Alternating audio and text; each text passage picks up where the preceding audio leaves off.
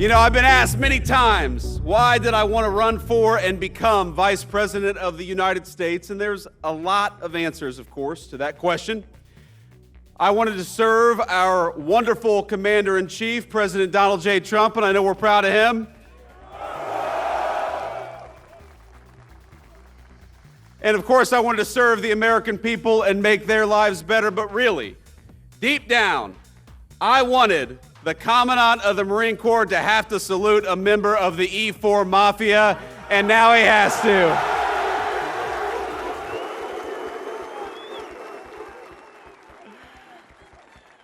And Marines, we have a great Marine Corps Commandant in General Eric Smith. General, thank you so much for everything you do.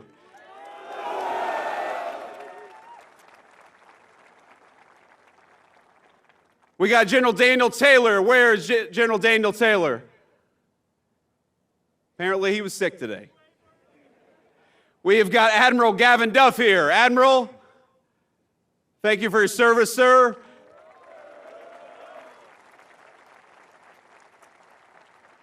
We have got Colonel John Caldwell and General Michael Nakanizi. Did I pronounce that right, General? There we go. I did okay. I'm the Vice President, so you can't tell me I'm wrong. And of course, Marines, I bring greetings today from our Commander-in-Chief, Donald J. Trump, and he wanted me to tell each and every single one of you that he's proud of you, that he loves you, and that despite the Schumer shutdown, he is going to do everything he can to make sure you get paid exactly as you deserve.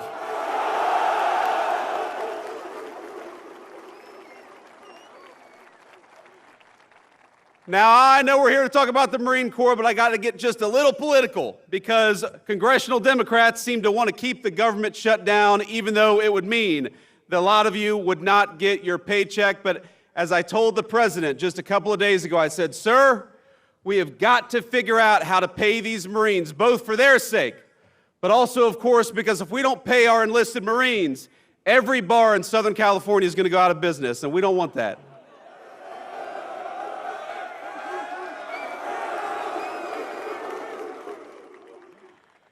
Now, I've also got to give a special shout out to the incredible display that we saw earlier today. It made my heart sing as your Vice President, and it was a testament to the Corps' strength and unbeatable power. It reminded me why I am so proud to have worn the uniform, to be one among your ranks, and to be the very first Vice President to have been a United States Marine.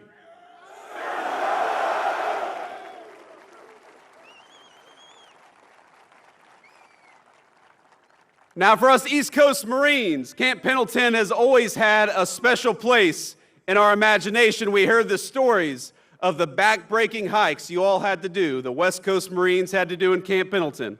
You know it? Us East Coast Marines, we had the sand fleas and you all had the hills. I don't know which was worse.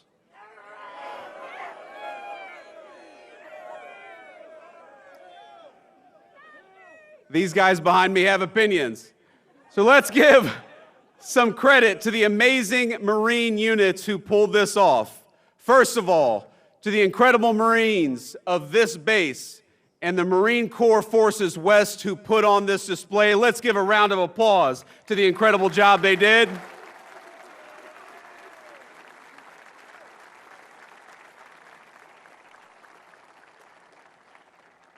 And I want to talk about some of those units because you all made me so proud. I know we must have some Marines from the 1st Marine Division. Where are you?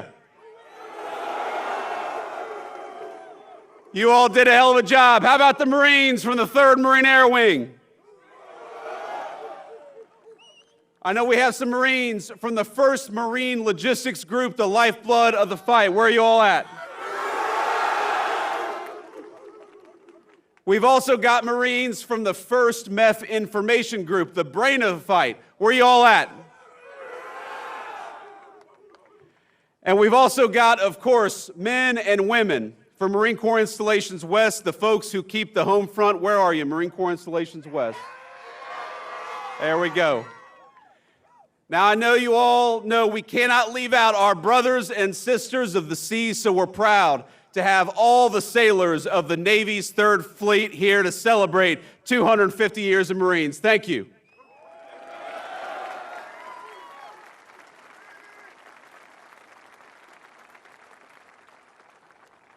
These sailors who go to war with us, they fight over the horizon. They stand shoulder to shoulder with Marines wherever the fight takes us. And if any group shares in the glory of the Marines' 250th birthday, it is our beloved Navy Corpsmen. Let's give a shout out to the Navy Corpsmen out there. We love them.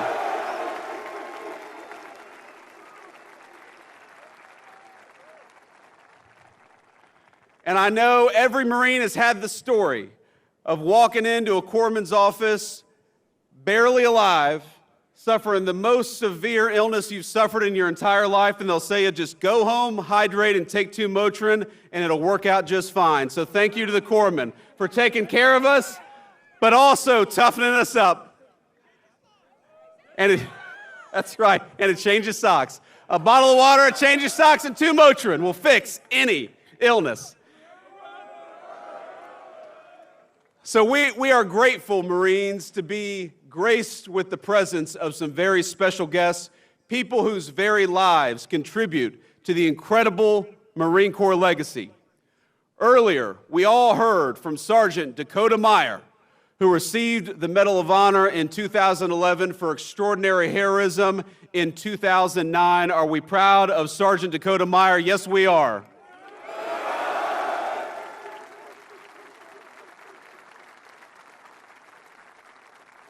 And despite the constant rain of enemy fire, then Corporal Meyer made multiple runs across an ambush zone that day, saving the lives of 36 American and Afghan troops. Dakota Meyer, we love you. We're proud of you. You're the very best of the Marine Corps and the very best of this country.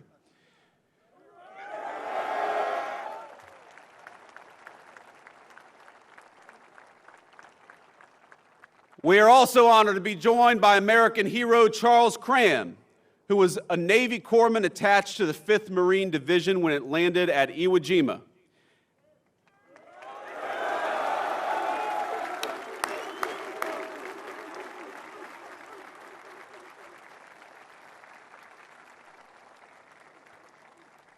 Now, as part of that force, this American hero watched the Stars and Stripes raised over Mount Suribachi before being wounded on the 7th day of battle while tending to a Marine. For his valor, he was awarded the Silver Star, the Bronze Star, and the Purple Heart. Sir, we love you. Thank you for your service.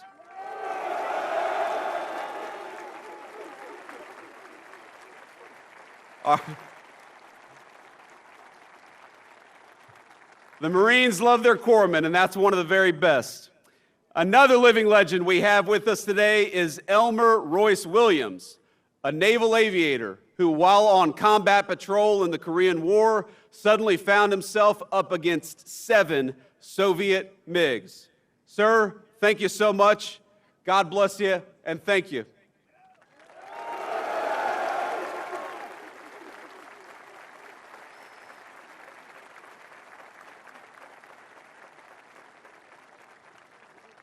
Now we're going to let the brave lieutenant take a seat, but I got to talk a little bit about him. I got to brag on him, because despite the odds, Lieutenant Williams took down 4 of them in a single 35-minute dogfight, the longest dogfight in naval history, a record, I believe, that still stands to this day. Hoorah!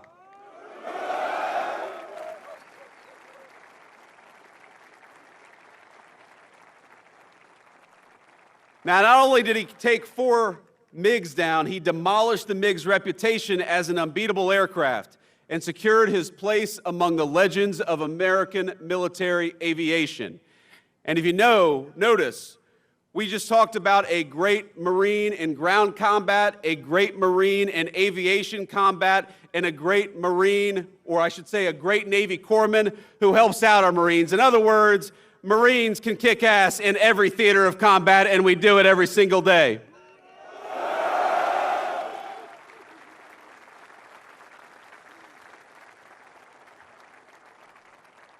And I finally got to give a shout out to my dear friend, recently retired Master Sergeant Charles McKelvey. Chase, where are you at, man? Love you. Oh, he's got a beard already. Look at that. He's been out of the Marine Corps for 3 months. He's already got a beard longer than what I got. Now, Master Sergeant McKelvey and I served together at Cherry Point when we were both very young Marines, and we've been good friends ever since. I call him Chase. Other Marines will tell you Chase is an extraordinary person, the smartest, kindest Marine you'll ever meet, and those are descriptions I can personally attest to.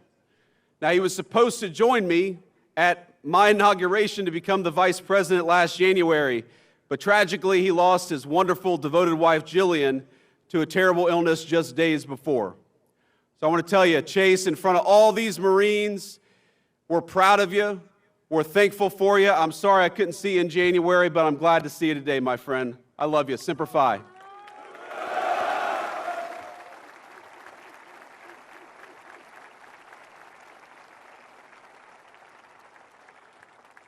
And finally, we are grateful to have all of you, whatever your rank, whatever your station in the Marine Corps, here at Camp Pendleton to commemorate this incredible 250th anniversary of our beloved Marine Corps.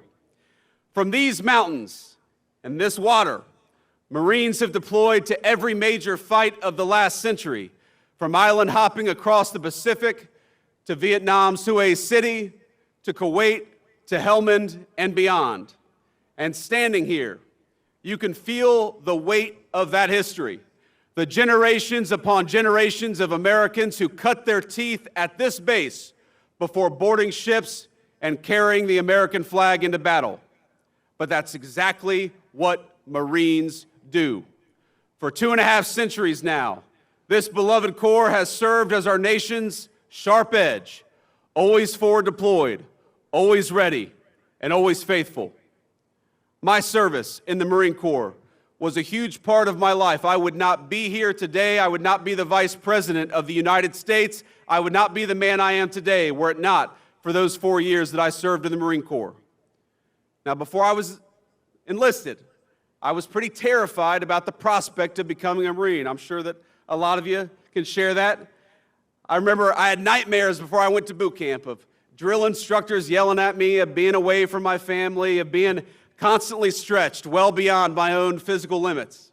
It's daunting stuff, as all of you know, and as anyone who survived boot camp can tell you, it's all real. But my cousin Rachel, in particular, one last shout out to a former Marine. In particular, she pushed me to do it. A veteran of the Corps herself, she got it. She understood what joining does for a young man or a young woman. So she pushed me to go and talk to a recruiter, which I did, and I will never forget that conversation. Because at no point did he try to sell me on the United States Marine Corps. He warned me, he said, "You don't enlist in the Marine Corps to make money," and you all know that's exactly right. He said, "You might even go to war." This was back in 2003, right after we invaded Iraq. But what he did tell me is that enlisting in the Marines would teach me many things, including discipline and the virtue of leadership.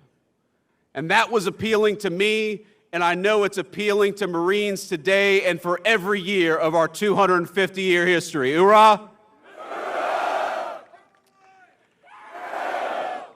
But over the days that followed, what further dawned on me was that I needed to do this not just for me, but for the nation.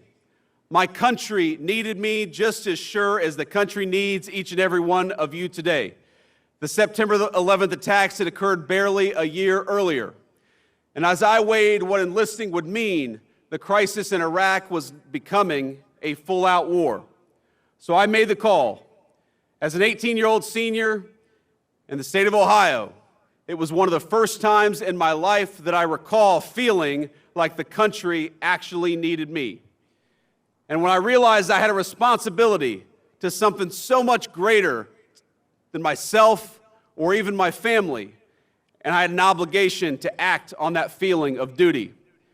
And I know that's something that animates every single one of you, whether you're a private or a general. That spirit of service has been the spirit of the Marine Corps for 2.5 centuries. So I just wanted to say, from the bottom of my heart, from one Marine to another, from the Vice President of the United States to the whole Marine Corps, Thank you for your service. We are proud of you and proud of your service.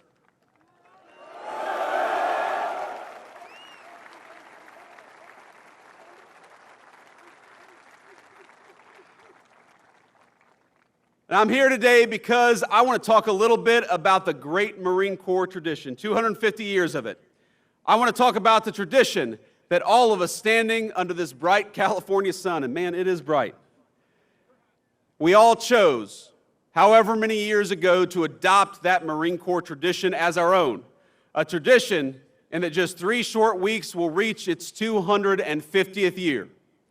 Now, as many of you in this audience know, the Corps found its origins in the autumn of 1775 in a venue may be familiar to you, a bar in Philadelphia called Tun Tavern.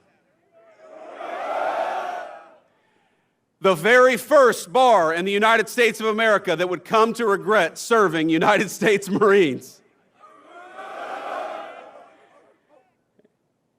So here we are in Tun Tavern almost 250 years ago. And what we did in that moment was we answered the call of service. Because even before we had a Declaration of Independence, the Continental Congress organized an army and a navy to fight the British, but they recognized they needed something a little bit extra. They needed a force that could fight just as comfortably on land as it could on sea, that was able to move fast, strike hard, and hold its ground. So on November 10th, 1775, Congress resolved to raise 2 battalions of Continental Marines. Captain Samuel Nicholas established that first recruitment drive at Tun Tavern in Philadelphia in search of a few good men. He was seeking young, able-bodied citizens, men who relished the opportunity to fight tyrants, yes, but more importantly, who were eager to answer that first call of duty of a young nation. Just a few months later, Captain Nicholas was personally leading those Marines in a daring raid on New Providence, receiving British forts and supplies in the Bahamas. And 2 short years later, the Marines joined forces with the legendary John Paul Jones, the father of the American Navy, beginning a great tradition that has survived the entire term of our Marine Corps, that when the Marines and the Navy go to war together, they always fight well and they always win.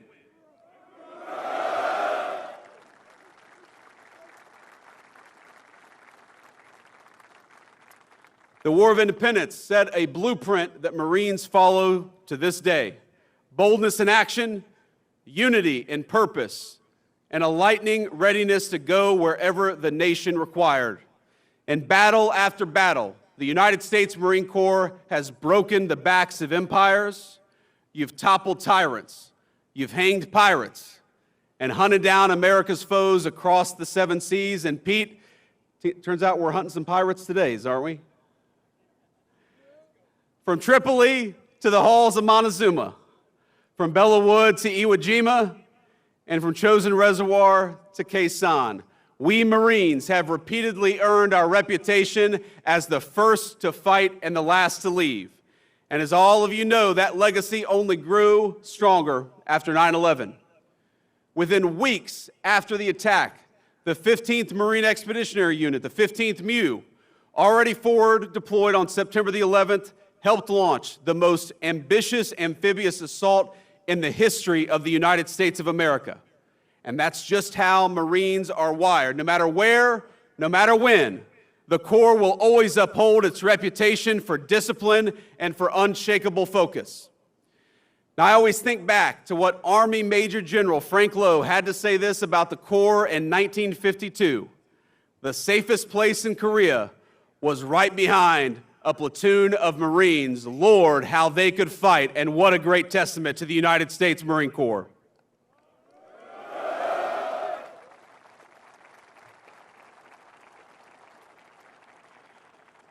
Because while the world keeps changing, new weapons, new threats, and new ways in which we wage war, the nation will forever need the United States Marine Corps. And in the Trump administration, we know that the work you do, protecting our country, putting your lives on the line to defend our way of life, is at the heart of Marine Corps service. Now, when officials try to shift focus to mandating diversity quotas, or they try to inject partisan politics into the American Armed Forces, they impede the Marine Corps' ability to do its best work, and that's why the Secretary of War and the President of the United States have stood so firmly against that crap. Because when you can't operate at your best on the battlefield, it puts everybody's lives at risk. And it's why we're recentering the focus of all of our military, including the Marine Corps, on those timeless values of discipline, readiness, and faith in one another. Now, I remember when I was a young recruit in boot camp talking about how politically correct things got maybe over the last few years, and I compare it to my time in the Marine Corps. I remember I was lining up as a young recruit to go to church one Sunday morning, and back then there were two lines. There was the Catholic line, and there was the Protestant line. And I remember we all get into our lines, and there's one recruit who's just kind of standing there by himself. And you know, the folks watching on TV may not realize that Marines refer to themselves in the third person when they're in recruit training, because you haven't earned the title of United States Marine, and so you have to say this recruit instead of I. And so you've got this one recruit standing out there by himself, and the drill instructor says, "Hey, what the hell are you doing?" And the recruit says, "This recruit is an atheist." And the drill instructor says, "Bullshit, get in the Catholic line."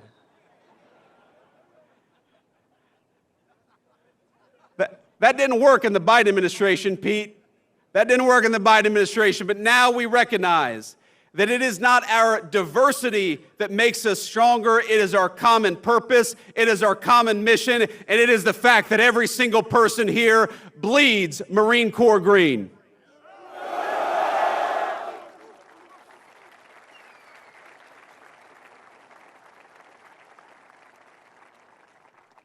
And I think that all of you should realize that from the President of the United States on down, this government is proud of you. It's proud of the tradition of the Marine Corps, and it's proud of the fact that that great tradition has custodians in each and every single person here, each and every single Marine who is serving today. And I hope that the proud Marine Corps tradition, you heard Pete talk about this, Chesty Puller, Dan Daly, John Basilone, all of these great Marine Corps heroes, they should inspire you through their action to be the very best Marine in the future that you can be. I know that all of us remember the friends who went off to war, and we particularly remember the ones who were mangled in combat or who never came home at all. Every single one of you has memories like this. Every single one of you is lucky enough to have friends like mine. Within each of you is your own Marine Corps legacy burning every single day. And because of that, every one of our fellow Marines lives on. As Gunnery Sergeant Hartman in Full Metal Jacket, we like Full Metal Jacket, Marines? He said, "But the Marine Corps lives on forever, and that means you live forever." Our motto, Marines, is Semper Fidelis, which means in Latin, always faithful. Though the shape of the battlefield will change, our nation will be just fine, so long as fellow Marines just like you remain faithful to that great Marine Corps legacy. My fellow Marines, you have the watch now. You honor that legacy by how you carry yourself in public. You honor it by how you treat your friends and family. You honor it by how you contribute to your communities, and most importantly, you honor it in how you fight and win the nation's battles. So from one vice president to an incredible United States Marine Corps, keep kicking ass, keep taking names. Semper Fidelis, Marines. Happy 250th birthday. God bless you.